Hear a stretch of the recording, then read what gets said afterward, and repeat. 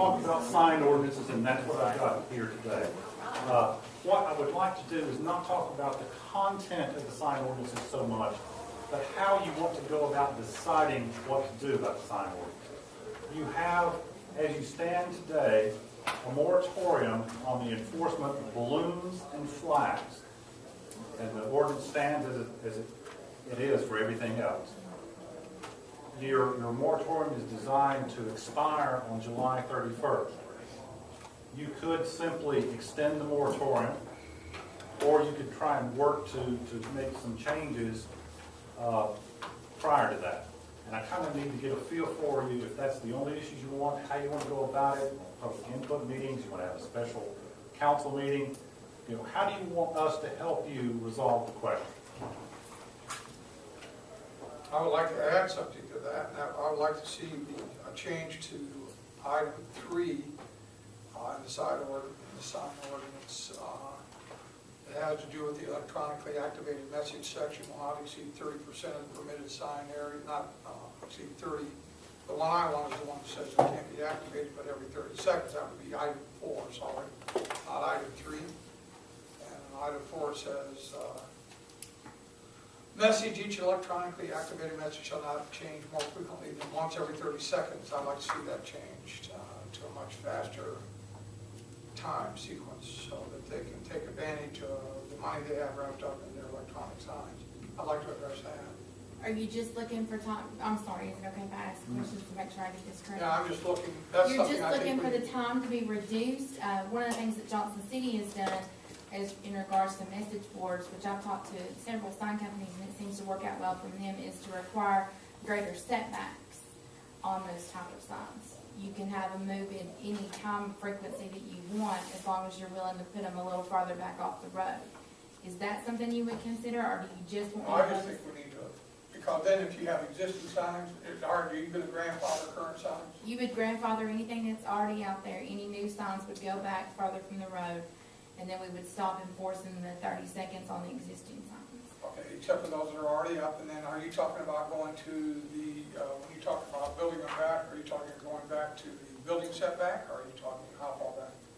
I think Johnson City's is like 20, 25 feet. We could choose, I know that may be unreasonable for some of the things, we could choose anywhere between there. Right now, there's just 5 foot from the property line is what you've got to be for an existing sign. So anything further back would be an improvement just to get it a little bit off the roadway. Johnson City has found that it limits the number of those signs without creating additional enforcement issues. Would the height, if they're setting them farther back, and it might, do they have to be, can they be taller or what? Well, right now, in the current ordinance that you have on the books right now, they can only be 6 foot high. Right. In the IB district and the central business district, and I think those are the only 2 districts that have them that high. But then in the tourist accommodation district, they can be up to 125 feet high. So, yeah, I'm not seeing y'all propose any change on the height of those, but saying that, you know, either the timing, or we could just do away with the regulation of timing in general, which is hard to enforce, and go to a setback requirement on those. So if we went to doing away with it, but making it a setback distance requirement for new signs, I think that'd probably be doable, because then any that's coming up new, they just. But I don't think 20 feet is going to be hard for some of these people because they're right on the road.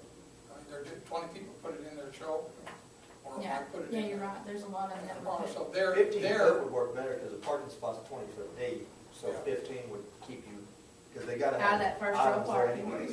So it would make it difficult if we go that far back. I don't know how we ought to drive it, what's a good distance back, that's what we need to talk about. Well, I can do some research on that and find, you know, what size back would go. I just know that enforceability wise, what Johnson City has done has proved to be a little easier to enforce and to manage than Yeah, rather than a somebody sitting timing. out there with it. Yeah, it's just really hard for us to enforce any of that timing issue. I've had a lot of comments from businesses that they thought that was an ordinance and things like that. So you're saying take away all timing? Yeah, you would requirements? remove the timing requirements period. There would be no timing requirements, but any new signs would be 15 feet back or further, depending on what I find the other cities have done. Is that a common practice? From what I talked to a gentleman this week actually, who does sign ordinances all over, puts up signs all over the country, and he actually is a proponent of doing it that way, because it's so hard for them to manage those. And you know, we're just at the beginning of the technology of that. We're going to get greater technology on those signs. They're going to want complete television screens up there before long, and we're going to be trying to stop that. And he also felt like that non-moving screens was good. If you had a stagnant screen, that was a good compromise on both counts.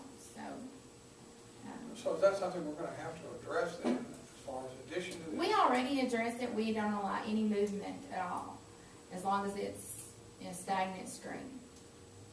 So you're saying it can't scroll? It cannot scroll. You can flash up one picture, hold it for 30 seconds, and you can flash up another picture. What we would say is you could have a stagnant screen on these things as long as it wasn't a completely fully motional picture. And you could change it as often as you want. The timing, I know it's very hard to enforce, and we've had a lot of questions on that. But the timing issue came about as a safety, it came about because it was a safety issue, wasn't it? There are studies that prove that it's a safety concern, as well as there's studies that prove that it's not. It is originally why you want that, is for safety concerns. I think even the state has a 8-second timing requirement. But, you know, in talking to the sign companies, they don't want them to change whatever so fast too. They want them to go faster than 30 seconds, but they want them to. I believe there are as many studies saying that it's not a safety problem as there are saying that it is, and all you have to do is drive to Pigeon Forge, and if it was, no one would be alive in that area. They have all sorts of,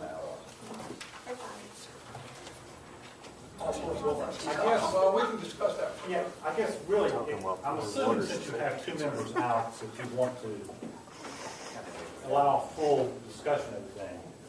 Do you want to try and have a special meeting, or try and do this as a next workshop and extend your moratorium? Do you want to try to have a special meeting? I guess those are the options that are kind of open in my mind. Special work session, Tom, is that what you're saying? Yeah, special work session, or try and do it as your regular work session following the next meeting, and we'll just have a resolution to extend the moratorium for a couple more months while you're working through it.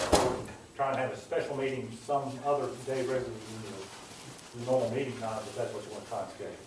I think it's a big enough issue that we need more time to discuss it and to get feedback. So I would suggest that we Do it as a special work session or one after a meeting. Council, how do you feel about that? What do you mean? After a meeting or a special? After the time meeting. That's fine. I think you can wrap it up like that. So after the next meeting, we'll talk about the content of sign ordinances. And at the meeting, since that'll be our last meeting in July, we'll have a resolution to extend the moratorium for another 60 days to give you time to get resolved and passed. Now, previously, we talked about whether or not we needed public input. If you've got a work session on your July meeting and your first and second reading in August, there'll be a hearing in August. Do you want more than that in terms of public input, or is that going to be enough to satisfy what you need? I think that we need a separate public input. I think that was because we did that on the other signs, and that was one of the things that was stated that they didn't have an opportunity to have a separate special. I did meet with some of the people in the car industry or in the automotive industry, automotive sales, and they felt that they would like to have input in, so I would tend to agree with Kay that we need to give them that opportunity so that they know that their needs are addressed.